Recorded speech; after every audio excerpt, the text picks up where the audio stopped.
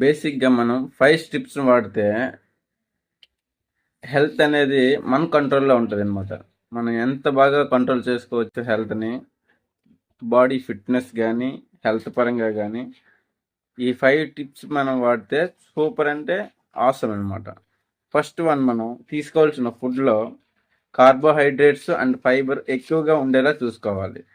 So ఎక్కువగా ఉండే foods అయితే మాత్రం Apple and brown rice. So దీంట్లో మనకి ఫైబర్ అండ్ కార్బోహైడ్రేట్స్ హెవీగా ఉంటాయి. అండ్ సెకండ్ వన్ వచ్చి ఫ్రూట్స్ హెవీగా తీసుకోవాలి.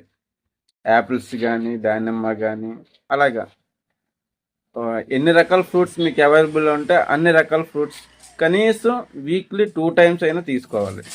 సో ఆ విధంగా మీకు బ్లడ్ అనేది బాగా ఇంప్రూవ్మెంట్ అవుతుంది, మీ స్కిన్ కూడా వైట్గా ఉంటుంది.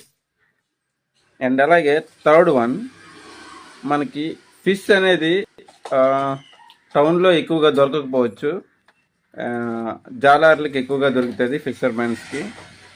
సో ఫిష్ అనేది మోర్ దెన్ బెటర్ అనమాట. వీటన్నిటికన్నా ఫిష్లో మనకి కాల్షియం అంటే పెయిన్స్ రాకుండా కాపాడుతుంది, షుగర్ బీపీలు రాకుండా కూడా కాపాడుతుంది. సో ఫిష్ తీసుకోవడం చాలా అంటే చాలా బెనిఫిట్స్ ఉన్నాయి. సో థర్డ్ వన్గా ఫిష్ తీసుకోవడం మంచిది. నార్మల్గా వంట చేసుకునే ఫుడ్ అయినా అవ్వచ్చు, లేదా ఆయిల్ ఫుడ్ వేపుడ్ లాగా అంటే ఫ్రై కూడా చేసుకుని తినొచ్చు ఫిష్ అయితే.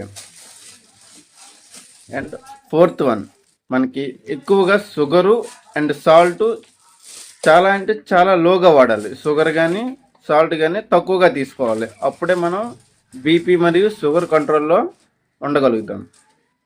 అండ్ 5, ఎప్పుడు కూడా బ్రేక్ఫాస్ట్ అనేది ఎప్పుడు మిస్ అయ్యకూడదు. మీరు డైట్లో ఉన్నా సరే కంపల్సరీగా బ్రేక్ఫాస్ట్ అనేది తీసుకోవాలి. బ్రేక్ఫాస్ట్లో తీసుకోవాల్సిన బెస్ట్ ఫుడ్ వచ్చి ఎగ్. సో మీరు బ్రేక్ఫాస్ట్గా ఒక ఎగ్ తిన్నా సరే బ్రేక్ఫాస్ట్ కంప్లీట్ చేసుకున్నట్టే. ఎప్పుడు కూడా జీవితంలో బ్రేక్ఫాస్ట్ అనేది స్కిప్ చేయకండి.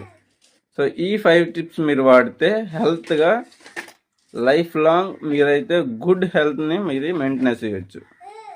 ఓకే గైస్, సో ఈ వీడియో అందరికీ యూజ్ అవుతుంది కాబట్టి అందరికీ షేర్ చేయండి. ఓకే, నెక్స్ట్ ఇంకెప్పుడైనా సరే ఇంకొకసారి మన హెల్త్ కోసం మళ్ళీ ఒకసారి మాట్లాడుకుందాం. Okay, bye.